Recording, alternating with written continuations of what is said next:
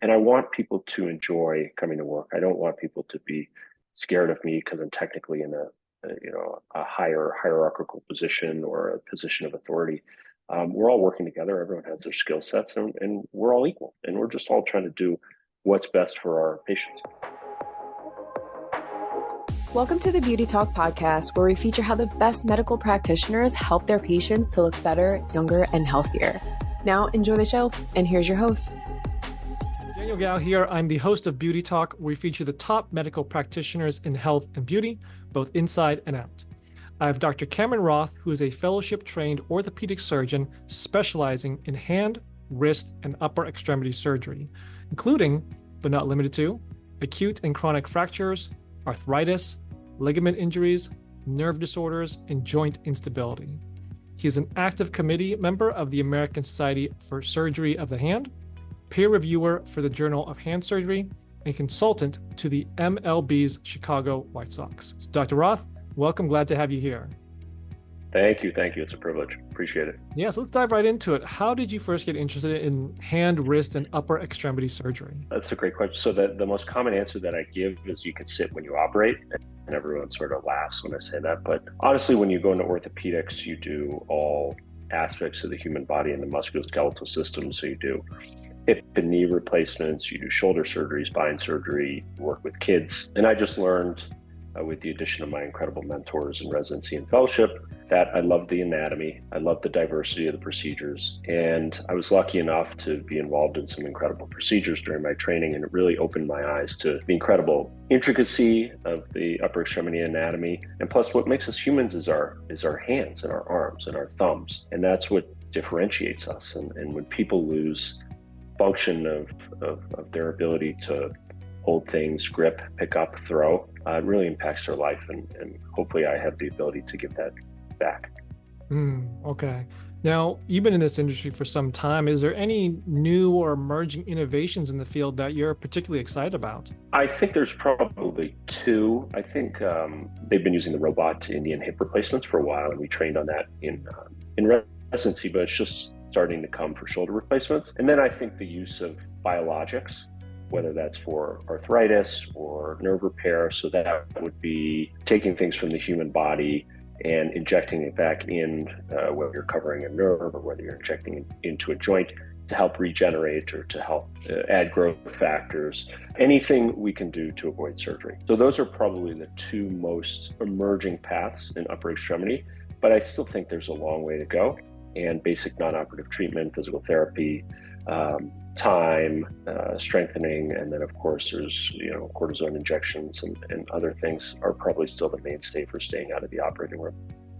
Okay, now you mentioned robotics. I'm curious, what are your thoughts on now the rise of AI? It's starting to kind of get into a lot of different areas of our lives. I mean, do you think that AI has a place within surgery, or do you think it's still quite a long ways off? I'm not necessarily sure what its place would be in surgery now, but I think what its role is, and what I've read about recently in some of our journals, is helping with a radiographic or X-ray or CT or MRI reading and help us differentiate what is a fracture, what is not a fracture, and indications for surgical intervention. So in all sorts of broken bones, there are parameters on general parameters on whether you should treat this with or without surgery. And I think AI can quickly evaluate a radiograph or an X-ray and be able to give you those parameters and probably give you a probability on whether this would do better with or without surgical intervention. I think that's where we are now. I think that's what's coming in the next 3 to 5 years.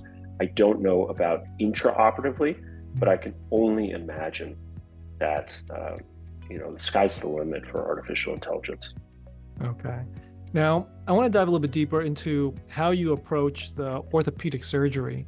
You take a little bit more of a holistic approach to it. So could you dive a little bit deeper into how you approach orthopedic surgery in your own way? The joke about orthopedic surgeons is that, let's see if I can say this correctly. The orthopedic surgeons, when all we have is a hammer and we are the human carpenters, every problem looks like a nail. So we see a broken bone, we want to fix it. So a broken bone needs to be fixed. And that is true. for a lot of, I think there's been a shift, and my practice included, towards keeping more and more people out of the operating room, because I think people are realizing more and more that surgery is not the be-all, end-all. And yes, surgery can help a lot of people, but surgery can also harm a lot of people. But I think there's a lot of, I call them complementary medicine options. And, I'm not going to sit here and say, eat blueberries and you're going to live to 150, although I love blueberries. But, I think anything you can do, so lifestyle things, so getting outside, exercise, all the basic things, stop smoking, get off your phone, eat healthier, lose weight, have a nice, social group, family, friends, complementary medicine such as acupuncture, yoga. There's so many things that you can find that do help people. And this is all mostly anecdotal evidence. So coming from personal experience and then coming from patients will tell you, I tried X, I tried Y, and it worked. And sometimes I can't believe it, but I say, look, if it worked and it didn't harm you, then I support it. Really anything to keep you out of the operating room. I think it's interesting that you provide this advice being a surgeon, saying that, well, we're trying to help you in many situations stay out of the operating room. It seems almost a little bit counterintuitive, but when you look at the entire picture of health, it makes a lot of sense. So, do you think that there's a lot of other surgeons that approach care the way that you do? I think so. I think the paradigm is completely shifting. I think more and more, and these are things that I've learned in my personal experience, which is relatively short compared to other experienced surgeons. And there's plenty of other experienced surgeons who have told me the older I've gotten, the longer I've been in practice, and the more experience I've gotten, the more conservative, or the more I have pushed non-operative therapy, because I have realized that yes, surgery can help, but it can also be harmful in the wrong scenarios. And it's just very important to have tight indications and pick the correct patients to operate on. I love doing surgery. We get paid to do surgery. So if we tell you not to have surgery, you probably shouldn't have surgery. And again, these are the things I've learned from my mentors. This is not all coming from my brain. And I'm just living it and experiencing it. And they're completely right. As a young surgeon, you want to be aggressive. You want to use the skills that you've learned over the past 10 years of training opportunity, and sometimes it's for the betterment of the patient. Okay. Now, I want to talk a little bit more about what differentiates your practice from others. We talked a little bit about the holistic approach, but what are some of the other things that you would say really differentiates your practice from others? Probably transparency, to be honest. It's very difficult to navigate the medical system, even as a medical professional. And patients show up to a surgeon's office with a general amount of anxiety. Do I need surgery? Am I going to get back to playing with my grandkids, playing pickleball? Can I go on my vacation in 3 weeks? Will I make my 50th wedding anniversary? And I think showing them all the available information, so providing the images to the patient, saying, this is what's going on, this is what we see here, these are the options for treatment. Option A, the pros and cons are this. Option B, the pros and cons of this. And option C are the pros and cons of this. Do you want my opinion? What do you think? But it's a shared decision-making discussion. It's, every once in a while, you need to go in and say, look, this is what happened, this is what we need to do. But the majority of the time, you can have a shared decision-making discussion with the patient, their family member, their spouse, their children, and yourself, using your expertise and their lifestyle. You've only known them for 5, 10, 15 minutes, and you're trying to judge what would be the best outcome for the future of their life. But I think transparency. So not hiding behind medical jargon, or not hiding behind, your Ivy League education or something like that, or just talking in layman's terms, or just having a conversation and saying, hey, if you were my mom, if you were my brother, if you were my sister, what would I do? Okay. So transparency is one of them. How about team? Because I've seen with a lot of very successful practices that the team is a big part of making the treatment successful and the overall business successful. So could you talk a little bit about your team and kind of how you interact with them, how you motivate them, how you are able to attract good talent and keep that talent and also improve their skill set? Yeah, early in my career, I've been very lucky to work with very talented team members, a very talented medical assistant, scribe, managers, people who want to move us forward. So, medicine can be stressful. We can have difficult patients. We can have a very busy day.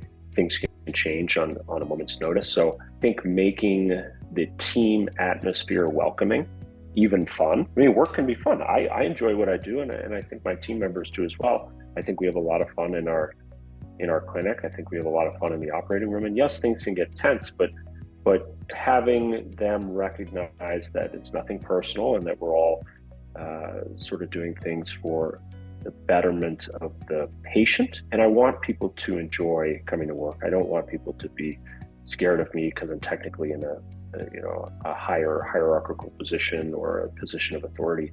We're all working together. Everyone has their skill sets, and we're all equal. And we're just all trying to do what's best for our patients.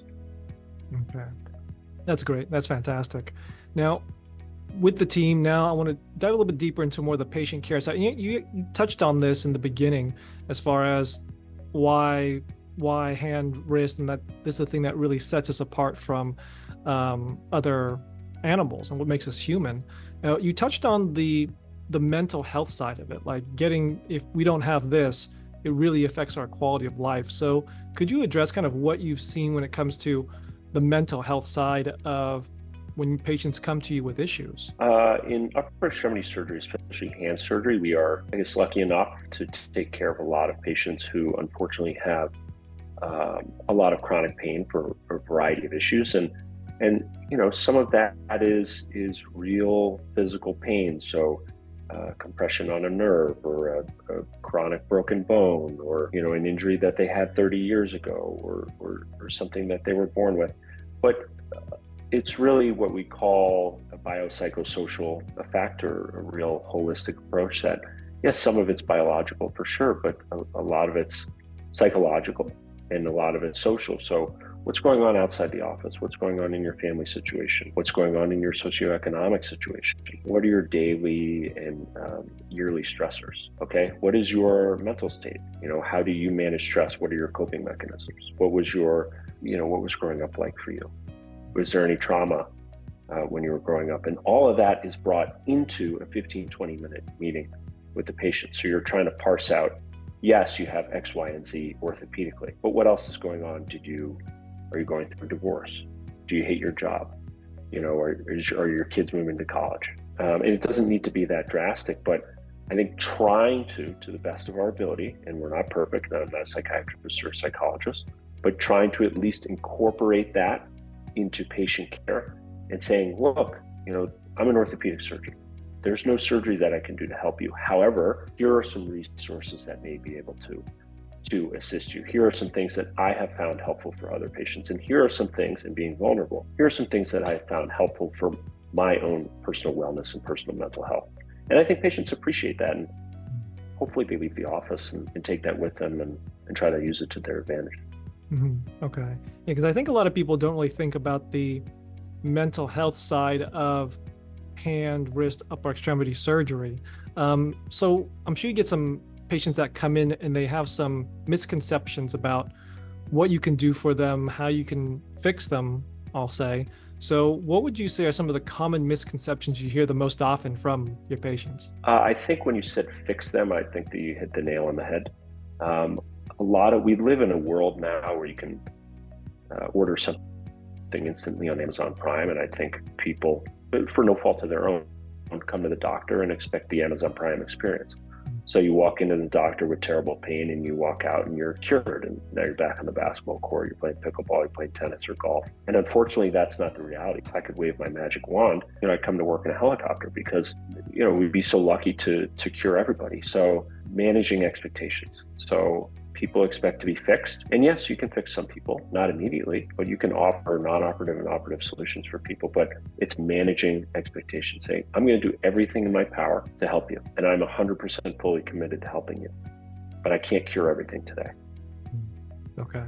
Now, you touched on this, but how do you determine if a patient really should go through with surgery or look at an alternative treatment method? I mean, what are those factors that you really dive into, that you really look at, or even that a patient should be aware of do they need surgery or should they look at something else? So if you're looking at elective surgery, so anything outside of, being in a traumatic accident or you have a broken bone that needs to be fixed, I think I always ask people, how much does this affect your quality of life? What are the things you like to do? Can you not do these activities because of your pain or because of your injury? And patients will decide if they need surgery. So you always try with the most conservative or the most basic non-operative options first. And then patients will come back to you if those don't work. If they do work, they don't come back to the office. It's very rare I have a patient come back 2-3 months after I give them a brace or an injection, and they'll come back and say, hey, that worked, thank you, and shake my hand and leave. People really only come back and say, hey, that might have worked, but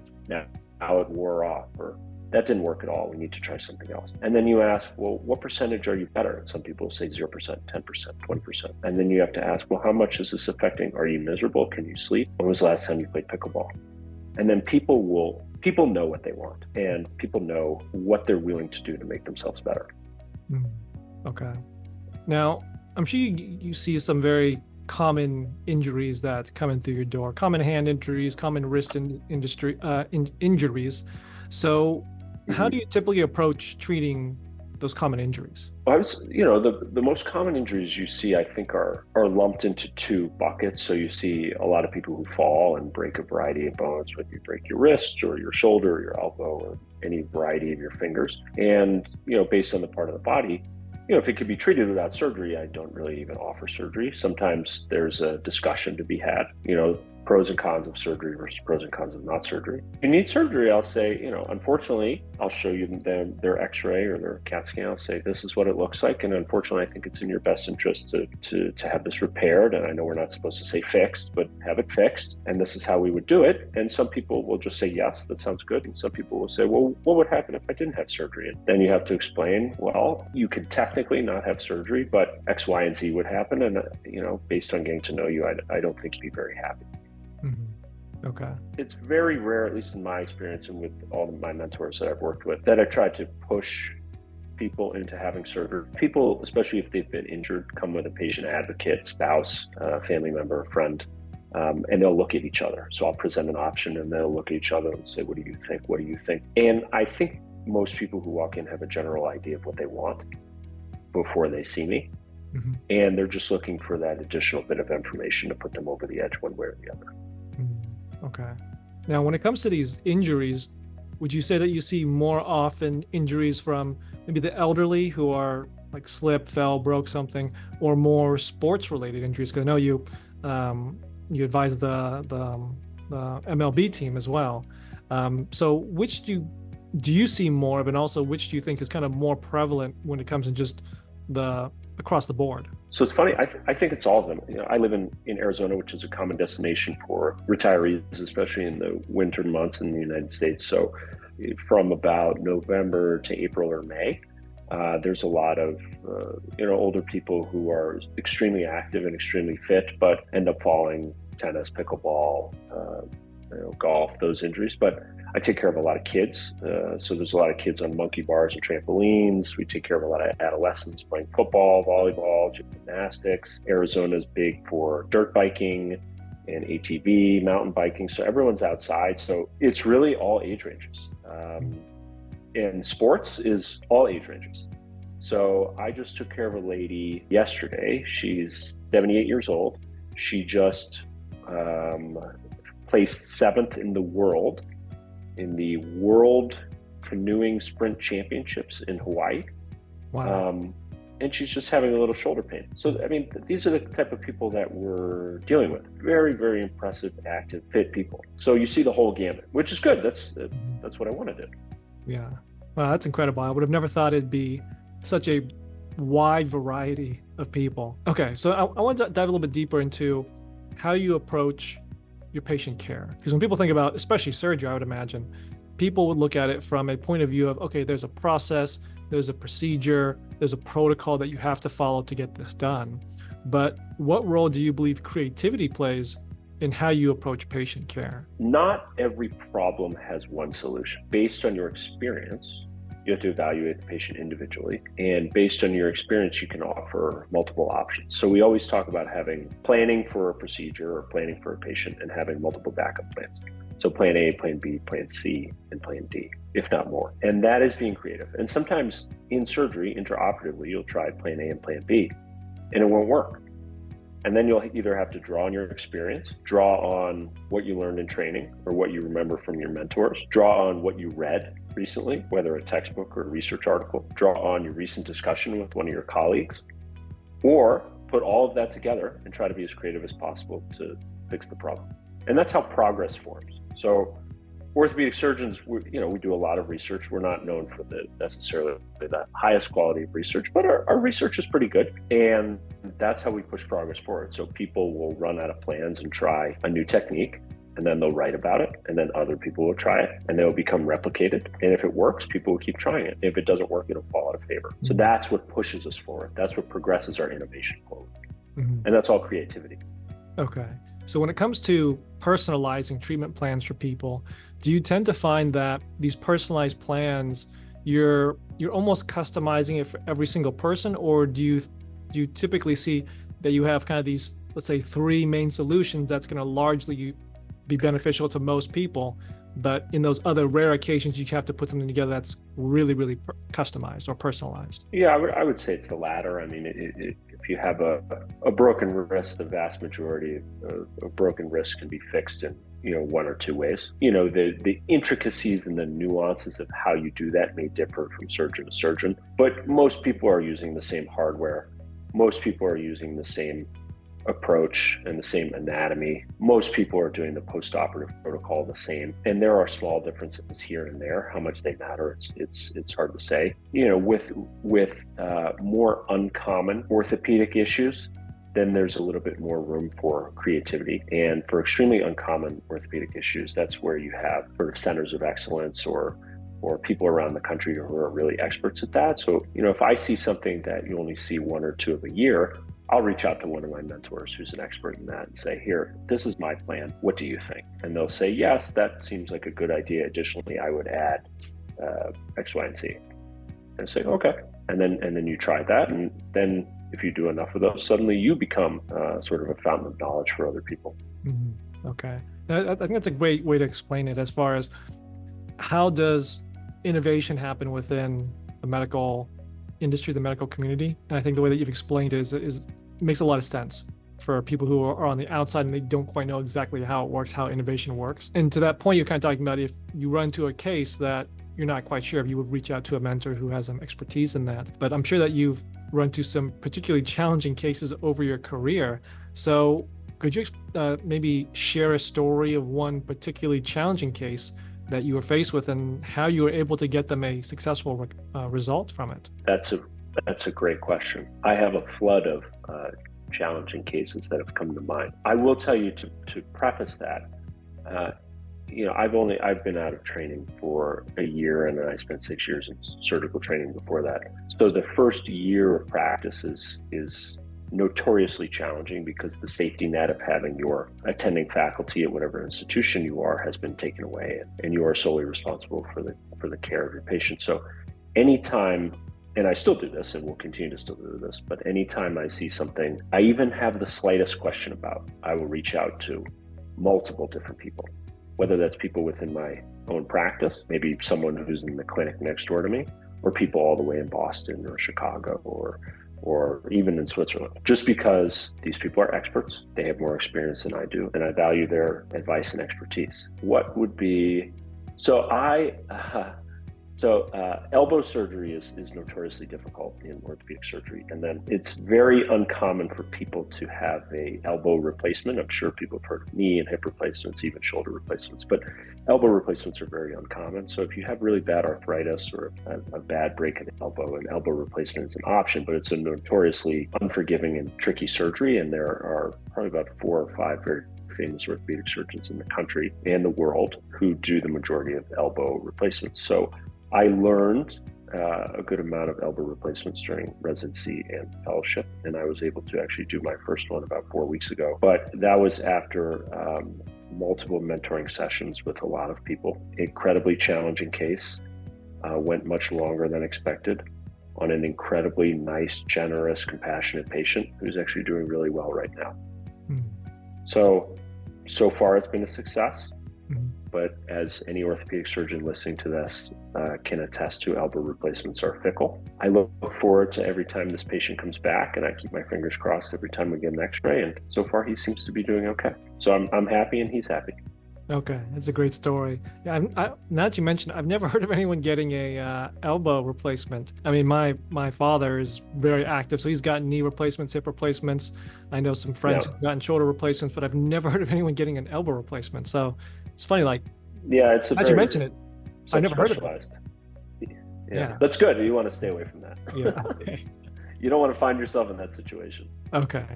So, Dr. Roth, where do you think the future of hand, wrist, and upper extremity surgery is going? What direction do you think it's going in? It's becoming more popular than ever, at least for orthopedic surgery trainees to become subspecialized in, because it's a good balance of mostly elective surgeries, and the diversity of cases, I think, draws a lot of people to it. What is the future? I think the future is linked up with the future of orthopedic surgery. So we talked about AI. So AI in terms of helping with diagnosis and helping with reading images, even AI and probably making surgical decisions. The influence of virtual reality and robotics in surgery. There's definitely a lot of biologic research going into nerve repair and nerve regeneration. So anytime someone has a drastic nerve injury, if you have a nerve injury, you lose function of your fingers or your arms, and that can be absolutely devastating to someone's lifestyle. So learning what is the best way to repair a nerve, what adjuvants can we use to improve nerve repair and nerve regeneration, and what products are available to help with that. And it's all about function. It's all about improving patient function. So I would say AI, robotics, and probably biologics. Okay, got it. Now, Dr. Roth, I have one last question, but before I ask it, I want to be able to point people who can find you on your LinkedIn profile under Dr. Cameron Roth. Now, last question is, what do you think is the most important piece of advice you can give to someone who had some type of injury, is suffering some type of pain, and is looking at getting surgery done, or maybe an alternative form of treatment done, but really isn't sure which provider to choose? I would say twofold. I would say ask a friend or family member who has gone through something similar, because usually friend and family members have good physician recommendations or good care provider recommendations. That's a referral system for physicians. So if your best friend at work had a very positive experience with Dr. Smith, then that's a really good recommendation. Now, the internet obviously is a double-edged sword, but physicians are reviewed now, just like restaurants and just like movies. So looking up physician reviews, I think, is good to a point, just like looking up restaurant reviews on Yelp is good to a point. But there's so many websites that provide physician reviews that I think if you look at 3 or 4 websites and the physician overall has very good reviews, then it's probably going to be a good bet. I'd say the vast majority of, at least I can only speak for orthopedic surgeons, are fabulous, ethical, well-trained, want to do the best for the patients. So I think it's really hard to go wrong with picking an orthopedic surgeon. All of my mentors and colleagues and co-residents and co-fellows I know are very, very skilled, very, very knowledgeable. And, I'm just sort of privileged to know them and be part of them. So I would talk to your family and friends, and I would use the internet to a point, because the internet can get a little dicey at times. Yeah. Okay, well, thanks for sharing. There you have it, Dr. Roth sharing his expertise. Now, Dr. Roth, where can people contact you and your practice? So again, I spoke about transparency. So, you can find me on LinkedIn. Just look me up on LinkedIn, and then you can connect. And honestly, just message me, and I'll give you my personal information. If you have any questions about care, wherever it may be, or if you're in, somewhere across the country and you want to know who to see, hopefully I can direct you in the correct path. I do work for a private practice in Arizona, a large private group, so you can look me up on their website as well. But I think direct access is the most important. So if you want direct access, you can also email me. Email address is croth@orthoarizona.org, and I'd be happy to answer any questions you may have, and hopefully direct you to the best outcome possible, whether it's with me or with any other orthopedic surgeon or any healthcare provider in your area. Perfect. Well, great. Well, Dr. Roth, thank you for being on the show and sharing your message. No, I appreciate your time. Thanks for listening to the Beauty Talk podcast. Any questions, please contact the practice directly with the contact information provided during the show. We'll see you again next time. Bye for now.